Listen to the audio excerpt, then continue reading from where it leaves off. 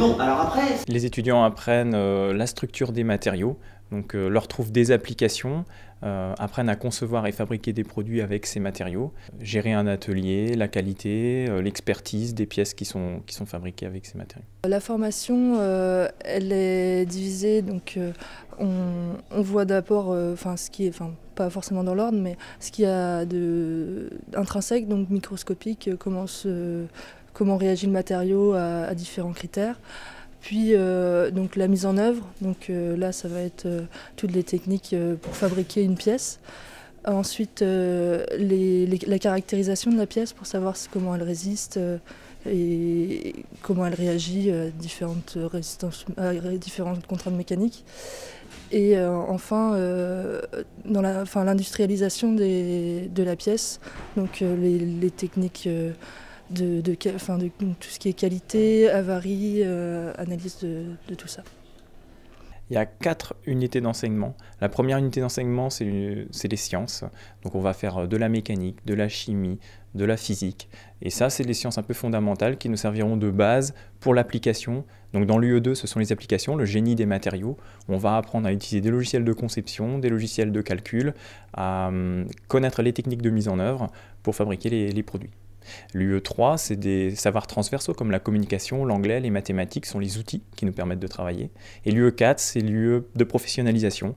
Les étudiants font des projets tutorés, souvent industriels en relation avec des entreprises, et également un stage long qui se fait en semestre 4, donc en fin de deuxième année, un stage qui dure 2 mois et demi, donc entre 10 et 12 semaines. Je vais faire mon stage en Angleterre, donc dans un laboratoire de recherche où je vais étudier l'intégration de composants électroniques dans un composite à base de fibre de carbone. Donc je vais créer les échantillonnages, tout ça, et je vais faire des tests mécaniques et des tests électriques. Je pars donc en stage à l'université de Gênes, donc c'est dans un laboratoire universitaire, et je vais étudier tout ce qui est composite dans une application navale, donc je vais faire des tests de traction, des tests sur des éprouvettes composites. Il y a 5 grandes familles de matériaux qui sont étudiées à l'IUT, donc on va étudier les verres et céramiques, les composites, les polymères, les métaux, et puis des matériaux un peu plus récents qui sont les agromatériaux, donc issus de ressources naturelles, comme par exemple les fibres de lin et les polymères issus d'amidon de maïs, donc des choses qui se refont maintenant sur l'éco-conception et le développement durable. Mon projet que j'ai travaillé donc, tout au long de l'année, c'était sur la conception et la réalisation d'un prototype automobile pour participer au Shell Eco-Marathon. C'est une compétition européenne. Il faut parcourir le maximum de kilomètres avec l'équivalent d'un litre d'essence. Donc dans ce projet, on est parti de zéro, parce qu'en fait on a reconçu un prototype dans sa globalité. Donc nous on a conçu la coque et on a conçu les roues et on les a également réalisées. On a aussi fait de l'électronique embarquée.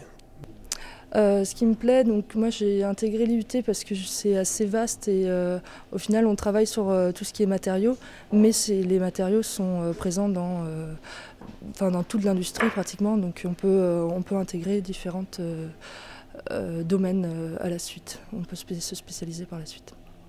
Les étudiants de sciences et génie des matériaux sont effectivement capables d'aller voir sur un microscope électronique à balayage la structure d'un matériau, de faire des diffractions des rayons X sur un matériau pour vraiment en dégager la structure. Et en même temps, de ces matériaux, ils sont capables de faire de la conception assistée par ordinateur, de la fabrication, donc de la mise en œuvre du métal, de la fonderie, du soudage. Ils sont capables également de mettre en œuvre des matériaux composites, donc de la fabrication dans type aéronautique, dans des moules en aluminium qu'ils ont également conçus. Ils sont capables d'aller fabriquer des pièces en carbone, de définir les cycles de cuisson. Ils sont capables également de régler des machines d'injection des plastiques, d'extrusion des films plastiques. Et ça balaye très très largement l'ensemble des matériaux qu'on retrouve dans les objets de notre quotidien et dans les objets qu'on trouvera plus tard aussi. La moitié de nos étudiants vont s'insérer dans l'industrie directement ou faire une licence professionnelle, donc une spécialisation pendant 1 an. Beaucoup d'entre eux seront d'ailleurs en alternance sur ces licences professionnelles. Et c'est des gens donc, qui seront techniciens supérieurs, spécialisés dans un domaine des matériaux, dans un domaine des métiers comme la conception ou la fabrication. On va les retrouver directement dans l'industrie. L'autre moitié décide de poursuivre des études plus longues, donc s'insère en licence pour faire un master à l'université, ou alors en grande école, en école d'ingénieur. Ça, c'est l'autre moitié. Et donc, on les retrouve à Bac+5 comme chargé de projet, chargé d'affaires, responsable de bureau d'études, donc ingénieur de calcul. Il y a plein d'applications possibles, plein de métiers possibles pour ces jeunes ingénieurs. Après l'IUT SGM, j'aimerais intégrer une école d'ingénieur dans le domaine des énergies renouvelables.